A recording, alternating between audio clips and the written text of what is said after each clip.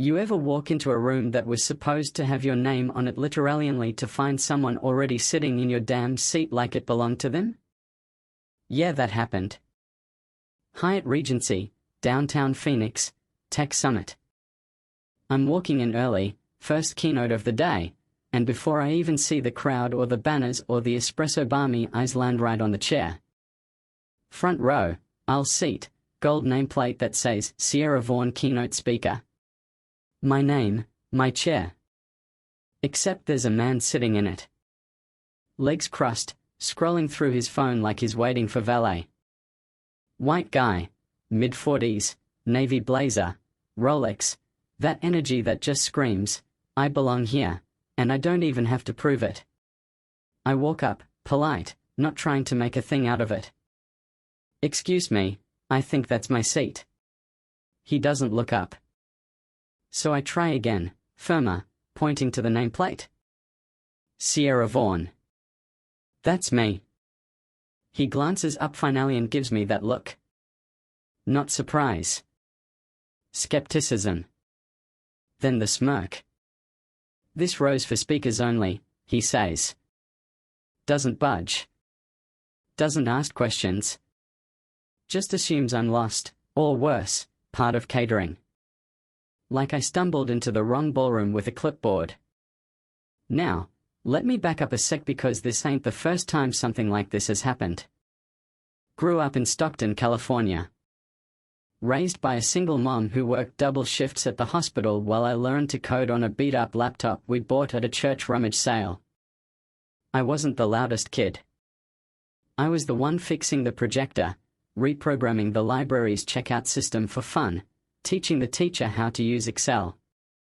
Got a scholarship, studied computer science, got called bossy when I managed an all-male senior project team, and got erased from a patent I helped build before I turned 28.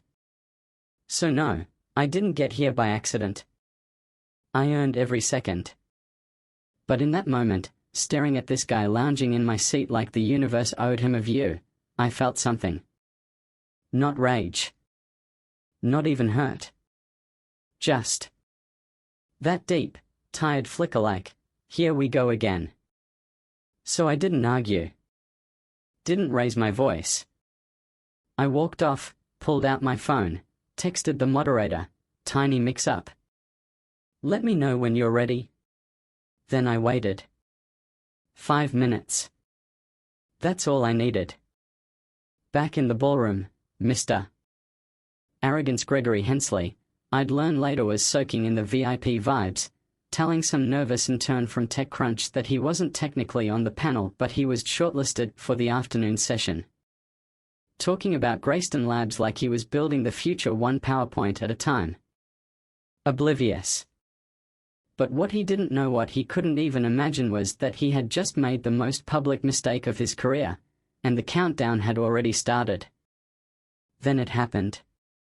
The mic clicks, the lights shift, and the announcer's voice fills the room.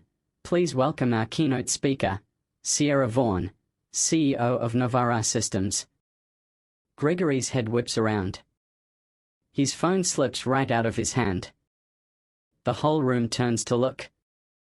And I walk out onto that stage, not rushing, not smiling, just calm. Cream blazer, chin high, eyes scanning the room until they land right on him. And I start. Good morning. It's always interesting how some people see a black woman in a suit and assume she's confused. Or worse, here to serve. And the room goes still. You could hear a pin drop. One woman in the third row covers her mouth. Another guy lowers his phone mid-record. Gregory is locked in place, white as printer paper, finally realizing who I am, what just happened, and how many people saw it. But I'm not here to embarrass anyone. I'm here to tell the truth. About the silent biases coded into our daily lives. About being the only black woman in boardrooms where people still ask if I'm with marketing. About building Novara from scratch and being told, we love your mission, but maybe bring on a white male co-founder to help with credibility. I talk for 20 minutes about data ethics, bias in AI, and why marginalized communities deserve more than just afterthought protections. The whole time, Gregory sits frozen in a seat he no longer feels worthy of. And when I finish, the crowd stands. Everyone. Afterward, a young woman from the audience stops me backstage, eyes wet. She says, "That wasn't just a speech. That was my life." And I nod, because yeah. I know. That's why I do it. A little later, one of the organizers comes over, flustered. "Hey, Sierra. Gregory Hensley's asking to speak with you. Says it's urgent." I sip my tea, barely flinch. Tell him I said no. But maybe he should watch the replay.